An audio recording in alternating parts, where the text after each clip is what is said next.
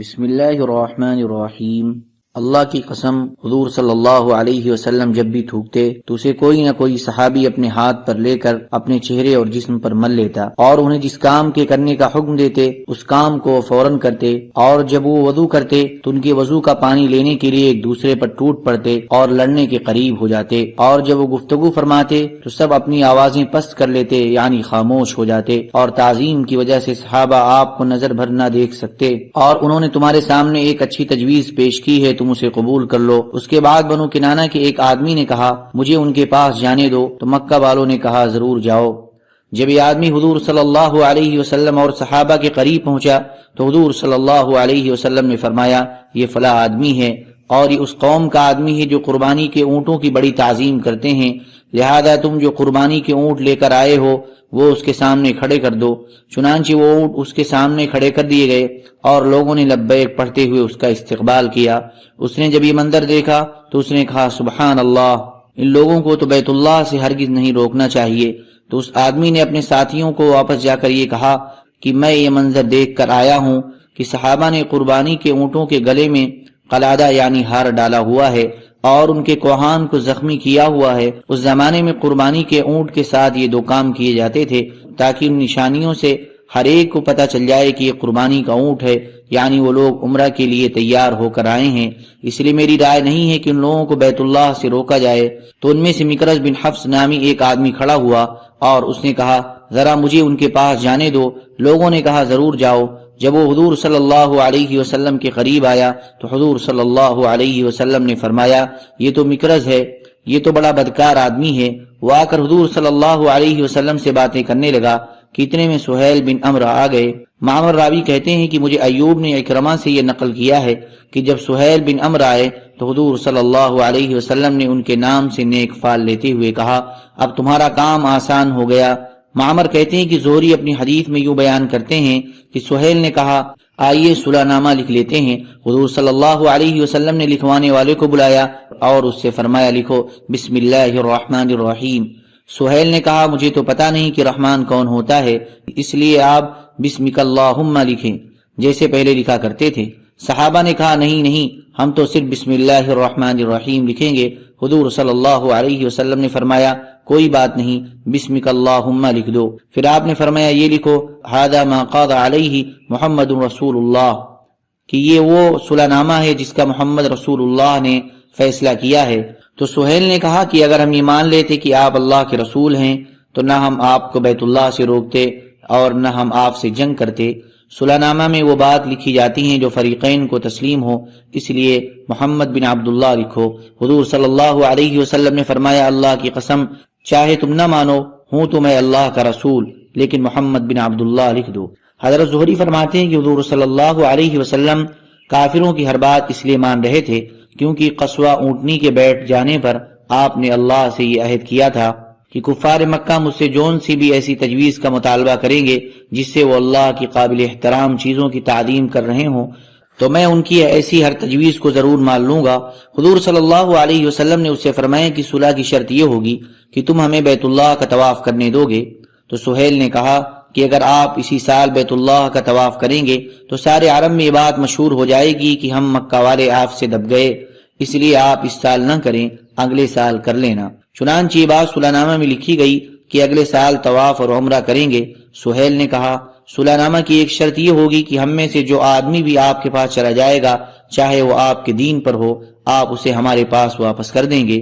مسلمانوں نے کہا سبحان اللہ، یہ کیسے ہو سکتا ہے کہ وہ مسلمان ہو کر ہمارے پاس آئے اور اسے مشرکوں کے پاس واپس کر دیا جائے۔ ابھی یہ بات ہو رہی تھی کہ سہیل بن عمرو کے بیٹے حضرت ابو جندل رضی اللہ تعالیٰ عنہ بیڑیوں میں چلتے ہوئے آ گئے۔ یہ مکہ کے نیچے والے حصے میں قید تھے، وہاں سے کسی طرح نکل کر آ گئے اور گرتے پڑتے مسلمانوں کے مجمع میں پہنچ گئے۔ سہیل نے کہا اے محمد میرا مطالبہ یہ ہے کہ صلح کی شرط کے مطابق آپ سب سے پہلے مجھے یہ آدمی واپس کریں۔ حضور صلی اللہ علیہ وسلم نے فرمایا ابھی تو اس صلح نامہ کی تحریر پوری نہیں ہوئی ہے، لہذا ابھی تو معاہدہ نہیں ہوا۔ سہیل نے کہا اللہ کی قسم پھر تو میں آپ سے ہرگز صلح نہیں کروں گا۔ حضور صلی اللہ علیہ وسلم نے فرمایا تم اسے میری وجہ سے ہی چھوڑ دو۔ سہیل نے کہا نہیں، میں اسے آپ کی وجہ سے نہیں چھوڑ سکتا ہوں۔ حضور صلی اللہ علیہ وسلم نے فرمایا ایسا نہ کرو، چھوڑ دو۔ سہیل نے کہا نہیں، میں نہیں چھوڑ سکتا۔ اس پر مکرز نے کہا اچھا، ہم اسے آپ کی وجہ سے چھوڑ دیتے ہیں۔ حضرت ابو جندل نے کہا اے مسلمانوں، میں تو مسلمان ہو کر آیا تھا اور اب مجھے مشرکوں کی طرف واپس کیا جا رہا ہے۔ کیا تم دیکھ نہیں رہے ہو کہ میں کتنی مصیبتیں اٹھا رہا ہوں؟ اور واقعی انہیں اللہ کی خاطر سخت مصیبتیں پہنچائی گئی تھیں۔ حضرت عمر رضی اللہ تعالیٰ عنہ فرماتے ہیں کہ میں نے حضور صلی اللہ علیہ وسلم کی خدمت میں آ کر عرض کیا کہ کیا آپ اللہ کے برحق نبی نہیں ہیں؟ حضور نے فرمایا ہوں۔ پھر میں نے کہا کیا ہم حق پر اور ہمارا دشمن باطل پر نہیں ہے؟ آپ نے فرمایا ہاں تم ٹھیک کہتے ہو۔ میں نے کہا پھر ہم کیوں اتنا دب کر صلح کرتے ہیں؟ آپ نے فرمایا میں اللہ کا رسول ہوں اور اس کی نافرمانی نہیں کر سکتا ہوں اور وہی میرا مددگار ہے۔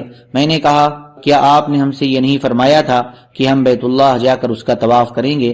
آپ نے فرمایا ہاں میں نے کہا تھا، لیکن کیا میں نے تم کو یہ بھی کہا تھا کہ ہم اسی سال بیت اللہ جائیں گے؟ میں نے عرض کیا نہیں۔ آپ نے فرمایا تم بیت اللہ ضرور جاؤ گے اور اس کا طواف کرو گے۔ حضرت عمر رضی اللہ تعالیٰ عنہ فرماتے ہیں کہ میں حضرت ابو بکر کے پاس گیا اور ان سے کہا اے ابو بکر، کیا یہ اللہ کے برحق نبی نہیں ہیں؟ انہوں نے کہا ہیں۔ میں نے کہا کیا ہم حق پر اور ہمارا دشمن باطل پر نہیں ہے؟ حضرت ابو بکر نے کہا ہاں تم ٹھیک کہتے ہو۔ میں نے کہا پھر ہم کیوں اتنا دب کر صلح کریں؟ حضرت ابو بکر نے کہا اے آدمی، وہ اللہ کے رسول ہیں اور وہ اللہ کی نافرمانی نہیں کر سکتے اور اللہ ان کا مددگار ہے، تم ان کا دامن مضبوطی سے تھامے رکھو، اللہ کی قسم وہ حق پر ہیں۔ میں نے کہا کیا انہوں نے ہم سے یہ نہیں فرمایا تھا ہم بیت اللہ جا کر اس کا طواف کریں گے؟ انہوں نے کہا ہاں انہوں نے کہا تھا، لیکن کیا انہوں نے تم کو یہ بھی کہا تھا کہ تم اسی سال بیت اللہ جاؤ گے؟ میں نے کہا نہیں۔ انہوں نے کہا تم بیت اللہ ضرور جاؤ گے اور اس کا طواف کرو گے۔ حضرت عمر رضی اللہ تعالیٰ عنہ فرماتے ہیں کہ میں نے اپنی گستاخی کی معافی کے لیے بہت سے اعمال خیر کیے۔ راوی کہتے ہیں کہ حضور صلی اللہ علیہ وسلم جب صلح نامہ کی لکھائی سے فارغ ہوئے تو آپ نے اپنے صحابہ سے فرمایا اٹھو، اپنی قربانی ذبح کرو، پھر اپنے سر موڑ لو۔ راوی کہتے ہیں اللہ کی قسم کوئی آدمی بھی کھڑا نہ ہوا حتیٰ کہ آپ نے یہ حکم 3 مرتبہ فرمایا۔